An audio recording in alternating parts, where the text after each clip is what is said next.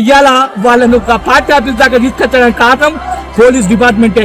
మాకు చెప్పింది ఏంటంటే కేవలం వాళ్ళ మీటింగ్ ఉంటుంది, మీ క్యాంప్ ఆఫీస్ దాకా రానియము, అది మా బాధ్యత అని చెప్పి ఈ రోజు డిపార్ట్మెంట్ చెప్పింది.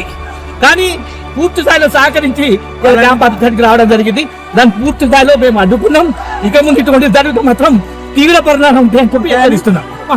మా పార్టీ కార్యకర్తలను విపరీతమైన కొట్టుడు పోలీసు వాళ్ళు ముందుగా మేము సిఐ గారిని రిక్వెస్ట్ చేసినాం, సార్ వాళ్ళు రాకుంటే మేము రాము క్యాంప్ ఆఫీస్ కాడికి అని చెప్పడం జరిగింది. అయినా కూడా వాళ్ళని ఇక్కడ దాకా తెప్పించండి సిఐ గారు. పూర్తి విఫలమైన నాయకులను కాపాడారు, మా మీద దౌర్జన్యం చేస్తున్నారు.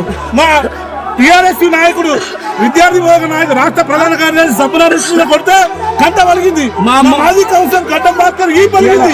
ఈ రకంగా పోలీసులు దాడి చేసిన పోలీసులు ఇదంతా కూడా కాంగ్రెస్